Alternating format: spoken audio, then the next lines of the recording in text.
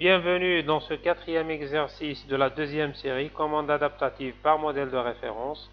Cet exercice est la suite de l'exercice 3. Dans l'exercice 3, on a vu une commande backstepping non adaptatif où le paramètre θ était connu, le vecteur de paramètres était connu.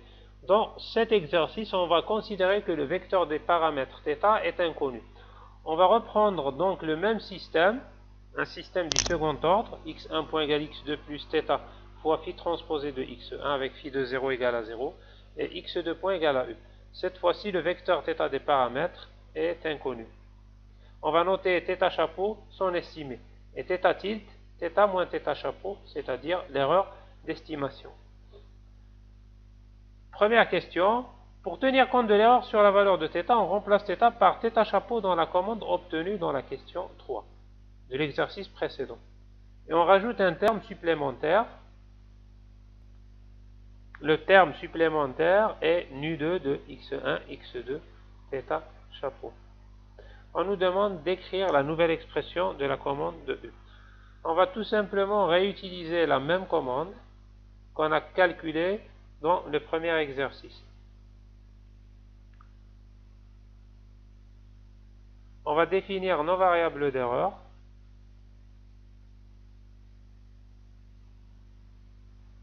Z1 égale à x1 et Z2 égale à x2 moins alpha 1. Les variables d'erreur sont les mêmes que pour le premier exercice, sauf que au lieu d'utiliser θ, on utilise θ chapeau.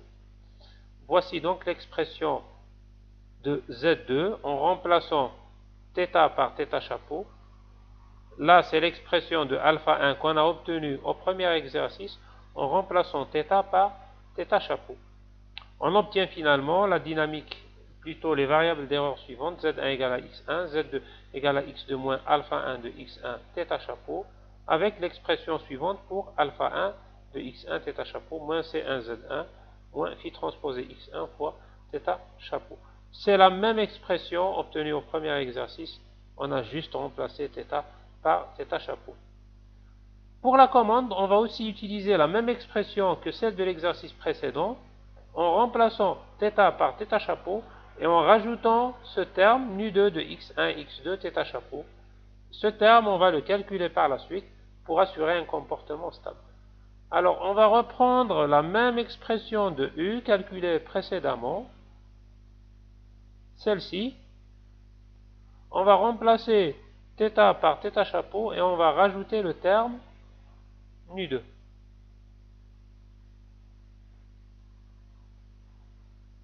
Alors, vous voyez ici à quoi nous a servi le premier exercice. Il nous a servi à calculer une loi de commande qu'on va améliorer, plutôt qu'on va compléter pour tenir compte du caractère inconnu de θ. Voilà donc le terme qu'on a rajouté pour tenir compte du caractère inconnu de θ, qu'on a remplacé ici par θ chapeau. Voilà notre loi de commande. Les inconnus ici sont θ chapeau et nu2. Nu2, on va le calculer. θ chapeau, on va calculer une règle d'adaptation pour estimer sa valeur. Deuxième question, on va définir la commande virtuelle alpha x1 θ chapeau en remplaçant θ par θ chapeau dans l'expression de alpha 1. Alors ici, c'est un alpha 1 également obtenu. On vous demande d'écrire la dynamique des erreurs. C'est ce qu'on vient d'écrire. En fait, on était obligé de passer par là pour obtenir l'équation de la commande U. Donc on a en quelque sorte déjà répondu à cette question-là. On pourra le vérifier en revenant au corrigé. Alors, les dynamiques de l'erreur, Z1 point égale à X1 point. Alors, on remplace x1 point par x2 plus phi transposé x1 de θ. Là, x2, ça va être z2 plus alpha 1 de x1 θ chapeau, d'après la définition de z2. Maintenant, on va remplacer alpha 1 de x1 θ chapeau par l'expression qu'on vient de voir. On aura z1 point égal à moins c1 z1 plus z2 plus phi transposé fois θ tilde. Alors, le θ tilde, en fait, c'est l'écart entre θ et θ chapeau. On aura un phi transposé x1 fois θ moins phi transposé θ chapeau. Dans le premier exercice, θ, il n'y avait qu'un seul θ. C'est pour ça que les deux termes se sont simplifiés. Dans notre cas, on va ramener le phi transposé en facteur commun et on aura entre parenthèses θ moins θ chapeau qui est égal à θ tilde. Alors, pour z2 points, d'après cette expression-là, donc ça sera x2 points moins alpha 1 point, x2 point c'est u. Là, la même chose, on va dériver alpha 1 par rapport à x1, et cette fois-ci par rapport à θ chapeau, au lieu de θ pour le premier exercice. On va remplacer la commande u qu'on a obtenue dans la première question, pour obtenir la dynamique de z2 point. On aura z2 point égale moins z1 moins cz2, plus d alpha 1 sur d x1, fois x2 plus phi transposé θ chapeau, plus le nu x1, x2, θ chapeau, moins d alpha 1 sur d x1 fois x2, plus phi transposé de θ, moins d alpha sur d θ chapeau fois θ chapeau, point.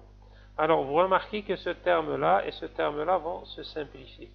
On va aussi regrouper ce terme-là, d alpha 1 sur x1 fois phi transposé en facteur commun, et on aura θ chapeau moins θ, donc ce qui va nous donner θ tilde. Les autres termes vont rester tels quels. On va écrire tout ça sous forme matricielle, z1 point égale moins c1 z1 plus z2 plus phi transposé x1 fois θ tilde. Bon, en fait, c'est tout simplement cette première équation qu'on a écrite sous forme matricielle. Et la deuxième équation qui est là également, on va l'écrire aussi sous forme matricielle.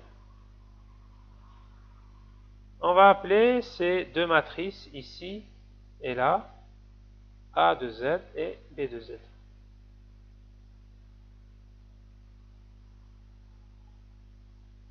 Donc on aura ainsi répondu à la troisième question où on nous demande d'écrire cette expression en précisant les matrices A de Z et B de Z. Et là on nous demande d'exprimer l'expression de nu de 2x1, x2, θ chapeau pour avoir la dynamique sous cette forme-là. En d'autres termes, on veut que ce terme-là soit nul. Donc pour avoir A de Z plus B de Z seulement et ce terme égal à 0, on va annuler cette expression-là. Donc pour annuler cette expression-là, on va dire tout simplement que mu2 est égal à moins tout ça, soit d alpha 1 sur d θ chapeau fois θ chapeau point. Voilà l'expression du terme nu2 qu'on va rajouter à la commande. Donc si je connais θ chapeau point, je pourrais connaître nu2. Et là, je pourrais connaître ma commande U. Donc là, il nous reste seulement à connaître θ chapeau point. Et c'est l'objet de la quatrième question. Dans la quatrième question, on nous demande d'utiliser cette valeur de nu2 obtenue précédemment et de considérer la fonction candidate suivante. C'est une fonction quadratique avec pour variables z1, z2 et θ, le vecteur des paramètres. Là, le gamma majuscule est une matrice définie positive. C'est un facteur de pondération. On va utiliser cette fonction candidate et calculer sa dérivée temporelle. Voici V2. Donc si je calcule V2 points, j'aurai Z1, Z1 point, Z2, Z2 point. Et puis, donc pour l'autre terme, donc j'aurai tout simplement la fonction gamma fois θ tilde. Alors, je calcule d V2 sur d Z1, d V2 sur d Z fois Z point, qui comporte Z1 point et Z2 point. Et là, ça sera d V2 par rapport à θ tilde fois θ tilde point. Θ tilde, bien sûr, c'est θ moins θ chapeau. On va supposer que θ est inconnue mais constante. À ce moment-là, la dérivée de θ par rapport au temps sera égale à 0, et la dérivée de θ tilde par rapport au temps sera égale à moins θ chapeau point. Donc ici on suppose que θ est inconnu mais constant. En d'autres termes, il est constant pendant l'intervalle d'estimation. On aura en conséquence l'expression suivante de V2 points. On a remplacé Z point par AZ Z plus BZ θ tilde. Et on a remplacé des rangs cette expression-là, donc des rangs V2 par rapport à des rangs tilde sera égal à θ tilde transposé fois gamma moins 1. Alors on développe en remplaçant les matrices AZ et BZ, on aura l'expression suivante de V2 points. On aura moins C1 Z1 au carré, moins C2 Z2 au carré, plus Z1 Z2. Ça, c'est la matrice B de Z.